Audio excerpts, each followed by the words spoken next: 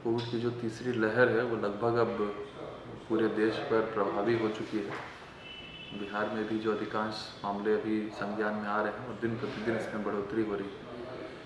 ये अधिकांश मामले ओमिक्रॉन के ही हैं और क्योंकि ये बहुत तेज़ी से फैल रहा है और फैलने की इसमें क्षमता भी है, तो दिन प्रतिदिन प्रत्येक ज़िले में अगर देखा जाए तो आंकड़ों में इजाफा हो रहा है। खगड़िया जिला की अगर बात करें तो वर्तमान में अभी कुल 60 एक्टिव केस हमारे ज़िले में ही हैं और उसमें से 29 केस तो आज ही डिटेक्ट हुए हैं।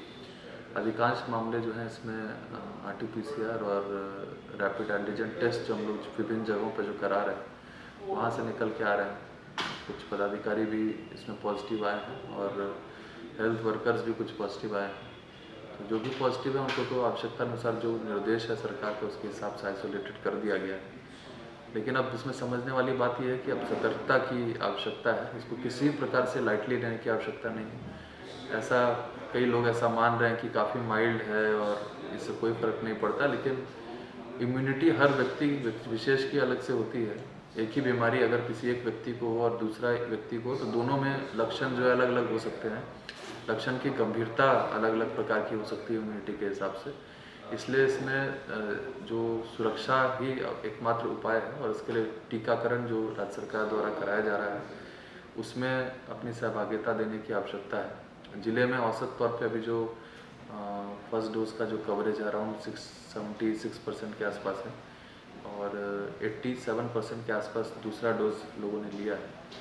साथ ही साथ 15 से 18 आयु वर्ग में ज़िले की उपलब्धि अच्छी रही है। हम लोग टॉप 10 डिस्ट्रिक्ट्स में हैं अभी राज्य में जहाँ पर टीकाकरण हुआ है। साथ ही साथ कल जो हम लोगों ने फ्रंटलाइन वर्कर्स के लिए और 60 वर्ष की आयु वर्ग से अधिक के जो हमारे सीनियर सिटीजन्स हैं जो कोमॉर्बिड हैं, किसी अन्य बीमारी से भी ग्रसित हैं, उनका टीकाकरण भी कल जो प्रारंभ किया गया है उसमें भी ज़िले की स्थिति टॉप 10 डिस्ट्रिक्ट्स में है।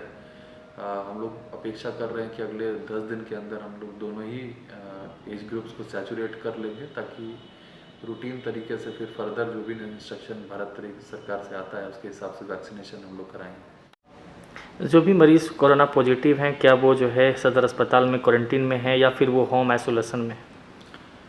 देखिए अभी जो लक्षण है हम लोग का, क्योंकि हमारा जो जिला स्तरीय कंट्रोल रूम है वो सभी पॉजिटिव केसेस जितने भी मरीज़ आ रहे हैं उन सबों के साथ रेगुलर टच में है। प्रतिदिन उनसे बात होती है और ये जानकारी प्राप्त की जाती है कि उनकी तबीयत कैसी है एवं अन्य पैरामीटर्स, बुखार वगैरह तो नहीं है। जहाँ पर भी अगर सूचना प्राप्त होती है कि बुखार है तो वहाँ पे स्थानीय तौर पे जो हेल्थ वर्कर्स हैं वो जाकर उनको विजिट करते हैं और आवश्यक इंफॉर्मेशन जो है मुख्यालय को पास ऑन करते हैं। इसके अलावा राज्य सरकार द्वारा स्पीड पोस्ट के माध्यम से RT-PCR पॉजिटिव और साथ ही साथ जो हमारे AIIMS या अन्य संस्थानों पे जो हम लोगों ने जांच के लिए भेजे हुए वहाँ पे जो पॉजिटिव पाए जाते हैं उनको मुख्यालय स्तर से ही स्पीड पोस्ट करके उनके जो पता है उस पर दवाइयाँ उपलब्ध कराई जा रही है। रैपिड एंटीजन टेस्टिंग के माध्यम से जो पॉजिटिव केस पाए जाते हैं उन सब में ये निर्देश है कि स्थानीय तौर पर जो PHCs हैं वहाँ सर उनको मुहैया करा दिया जाए, क्योंकि वहीं पे उनको पता चल जाता है कि कोई पॉजिटिव है। पहले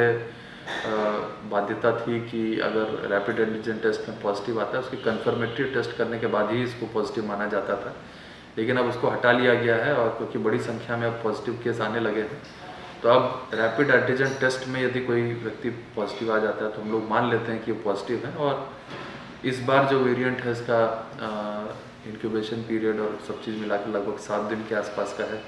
7 दिन के बाद ये भी बाध्यता नहीं है कि आप पुनः रैपिड एंटीजन टेस्ट या कोई भी अन्य टेस्ट कराकर संतुष्ट हों, उसके लिए कोई आवश्यकता नहीं। 7 दिन के बाद आदमी को माना जाता है, अगर लगातार 3 दिन से बुखार ना आया हो तो ये मान लिया जाना है, ICMR का गाइडलाइन भी है कि वो स्वस्थ हो चुके हैं। इसके लिए कोई कन्फर्मेटरी टेस्ट कराने की आवश्यकता नहीं। देखिए पाबंदियाँ तो हम लोग खुद लंबे समय से ये बोल रहे हैं कि सोशल डिस्टेंसिंग का ध्यान रखना है और साथ ही साथ जो कोविड अनुरूप व्यवहार की अपेक्षा की जाती है, चाहे वो मास्क लगाना हो, सैनिटाइज़र का उपयोग, वो सारी चीज़ें तो है ही, लेकिन उसको और इन्फोर्स करने के लिए अभी हाल फिलहाल जो कर्ब्स लगाए गए हैं जिसमें कि नाइट कर्फ्यू भी शामिल है। हम लोगों ने अपनी तरफ से पूरा प्रयास किया है, लेकिन अभी भी हम लोग देख रहे हैं कि लोग इस बात को नहीं समझ रहे हैं। खासकर जो सब्जी मंडी है और अन्य बाज़ार वाले क्षेत्र हैं वहाँ पर लोग जो मास्क का नियमित रूप से व्यवहार नहीं कर रहे हैं, तो मेरा आपके माध्यम से सभी लोगों का अनुरोध है कि इसका इस्तेमाल करें, क्योंकि